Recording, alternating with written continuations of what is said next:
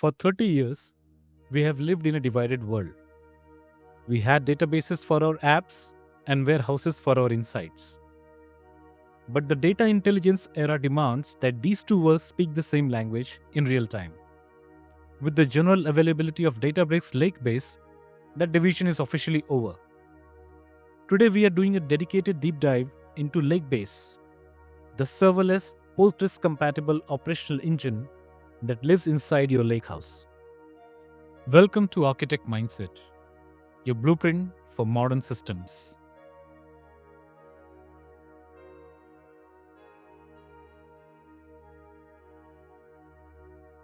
Lakebase is not just another database, it's a serverless operational engine designed to unify operational and analytical workloads on a single platform.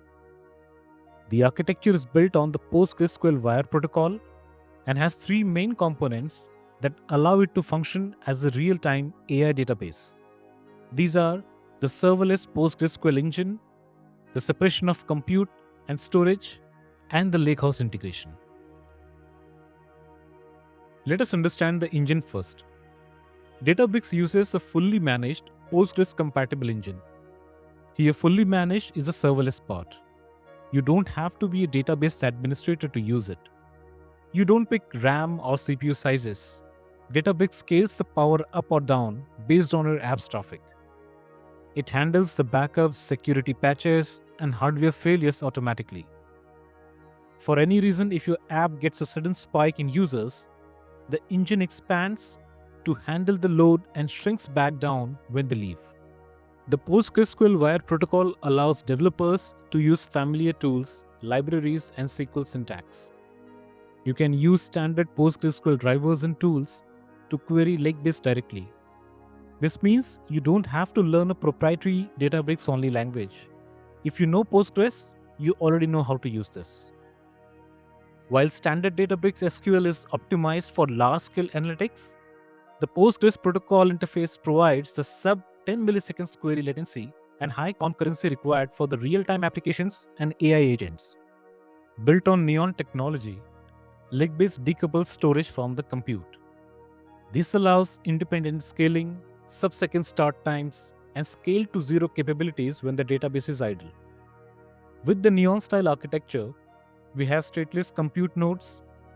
Compute can also auto-scale up or down. Compute can be paused when idle. So this is similar to how Databricks SQL warehouses scale. And the benefits you get are pay-per-use, instant scaling, faster provisioning.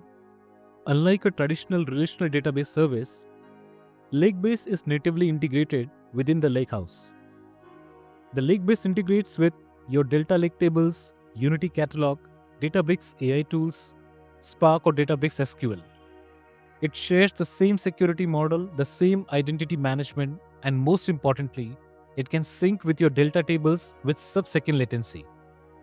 By integrating a transactional database directly into the lakehouse architecture, it eliminates the need for separate databases and complex ETL pipelines between them.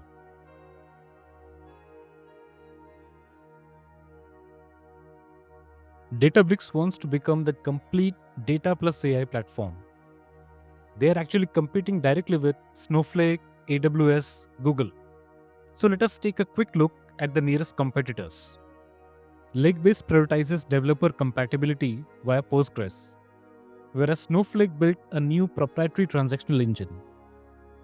Aurora focuses on operational databases, while Lakebase targets AI-native applications. Google Spanner is designed for global distributed transactions, whereas Lakebase is optimized for AI plus data pipelines.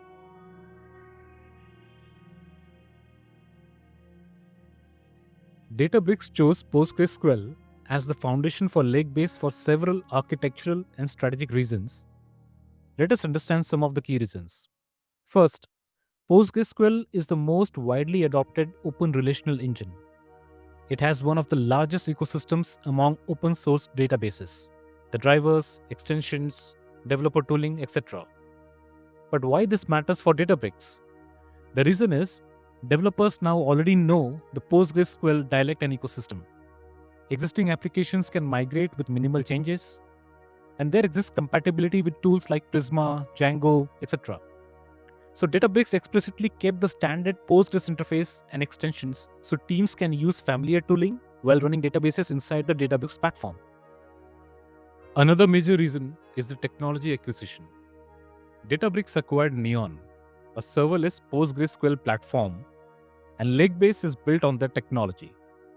Neon provides features Databricks needed: the serverless Postgres, separate compute and storage, instant branching of databases, auto-scaling, fast cloning. So these map well to the cloud-native architecture of the lakehouse. PostgreSQL comes with strong OLTP capabilities. It already provides ACID transactions, row-level concurrency control, indexes and constraints, high reliability for transaction systems. Lakebase uses PostgreSQL to add OLTP workloads to the lakehouse architecture. So this allows Databricks to support application backends, operational databases, real-time updates, transactional AI applications. PostgreSQL is extensible, which is critical for the AI and data platforms. It has a modular extension system, allowing custom data types, vector extensions, ML integrations, indexing methods. So this extensibility makes it easier to integrate the AI model serving, vector search, RAG pipelines, etc. Lakebase integrates directly with Databricks AI and ML features. Even advanced serverless databases like Aurora use proprietary storage layers. To analyze that data in a lakehouse, you must move it via ETL or CDC pipelines, creating latency and extra cost. But as Postgres provides open ecosystem, Lakebase writes directly to open formats like Delta Lake on cloud object storage. This means the same data is immediately available to Spark, Databricks SQL, and AI engines without any movement or translation. Databricks did not choose PostgreSQL because it is simple. They chose it because it is the fastest path to a world-class OLTP system with massive ecosystem support. Their strategy is to unify data and intelligence by leveraging Postgres as the operational layer, Delta Lake with Spark as the analytics layer, and Databricks AI as the intelligence layer.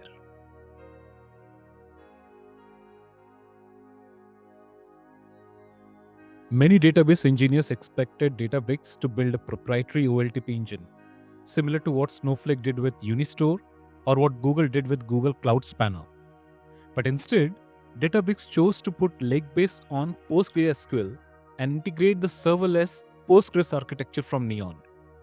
Now, this decision surprised many engineers, but from a systems and platform strategy perspective, it actually makes strong sense. Creating a production-grade OLTP database is extremely difficult.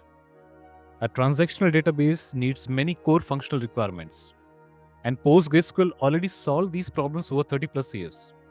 So Databricks avoided reinventing decades of database engineering. As we discussed previously, the biggest asset of PostgreSQL is not just the database engine, it's the ecosystem. If Databricks created a new database, developers would need new drivers, new tooling, migration work, retraining. But by using Postgres, applications can connect immediately. This drastically lowers friction to adoption. Databricks' core competency is distributed data processing, not OLTP database internals. Their strengths come from technologies like Apache Spark, Delta Lake, MLflow, Unity Catalog. Now, building a new transactional database would distract from their main innovation areas. Using PostgreSQL lets them focus on platform integration rather than database kernel design. It would have taken more than a decade if Databricks built a database from scratch. But the acquisition of Neon changed the equation. Neon had already solved several difficult problems, which includes your compute storage separation, instant database branching, write-ahead logs-based storage, serverless Postgres scaling, etc. So this architecture aligned perfectly with Databricks' cloud-native lakehouse design. So time to market becomes 1 to 2 years instead of a decade. PostgreSQL is becoming the Linux of databases. Many companies now build database platforms around PostgreSQL rather than replacing it. Postgres has become the standard relational core for many cloud services, and Databricks, yes, is following this trend.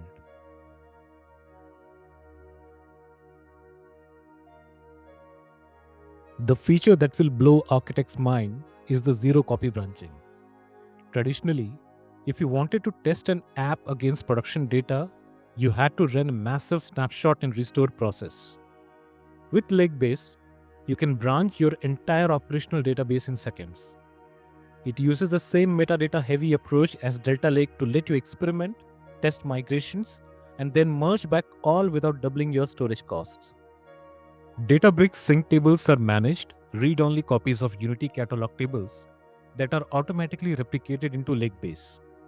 Through sync tables, you can curate high-quality customer data in your Silver layer and have it automatically sync to Lakebase. Your AI agents then use Lakebase as their short-term memory, fetching user profiles and session state at millisecond speeds, while the Lakehouse for long-term wisdom. It's the first time we have had a unified memory for the enterprise. From a security standpoint, Lakebase is a dream. Because it's governed by Unity catalog, you don't have to manage separate database users and passwords. Your existing data permissions just works. And for the FinOps team, Lakebase is truly serverless. It scales to zero when idle. You stop paying for the compute the moment your app stops querying. This is the end of over-provisioning for the operational layer.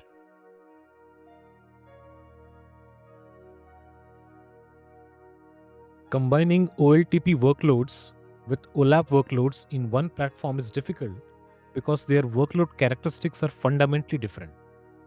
Databricks had to architect Lakebase carefully so that the transactional workloads do not get slowed down by the heavy analytical queries. The first and most important design choice is separating the compute layers. Even though the data platform is unified, the compute engines are not shared. Running them on the same compute cluster would destroy OLTP latency. So Databricks isolates them, and the only shared component is storage, not the compute. Lakebase uses a write-ahead log stream to propagate changes. Analytics systems read replicated data from write-ahead logs, not the OLTP pages. So the benefits: analytic queries never block transactions, no table locks, and asynchronous data propagation. This is similar to how many companies stream database changes into their warehouses. Analytics engine typically operate on immutable snapshots of data. Now Lakebase exposes snapshots that Spark can query without touching live transactional data. So this allows consistent analytics queries, zero contention with transactions. Lakebase compute nodes scale independently from analytics clusters. Lakebase uses serverless Postgres architecture where compute is stateless, so scaling of one workload does not affect the other. The storage formats are optimized for different workloads. Analytic queries typically run on Delta Lake tables, which are columnar and optimized for scanning large datasets. So Spark does not directly query PostgreSQL tables for large analytic workloads. A critical trade-off in hybrid system is data freshness versus performance. Lakebase typically allows near real-time replication into the lakehouse. Latency ranges from seconds, sometimes sub-second for streaming. This is sufficient for dashboards, ML features, AI inference pipelines. But OLTP transactions remains fully isolated. Databricks also relies on platform governance tools like resource quotas, query isolation, workload scheduling. These ensure that heavy analytical jobs do not monopolize infrastructure. Historically, databases tried to run both workloads on the same engine, but they often struggle because OLTP needs latency and OLAP needs throughput. So these goals conflict. Databricks avoid this by keeping engines separate but sharing the platform and data layer. So Lakebase acts as an operational entry point to the lakehouse. To summarize, Databricks does not truly merge OLTP and OLAP engines. Instead, it connects them through a shared storage and streaming layer, preserving the strengths of each.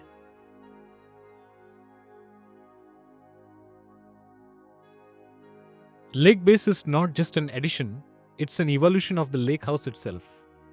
It closes the loop between the transaction and the insight. Now that we have taken this essential detour into the operational layer, we are going to the engine room. Join me next week as we plug into Autoloader, the automated engine that transforms a static data lake into a living, breathing lake base. Subscribe to stay at the cutting edge, and I'll see you there.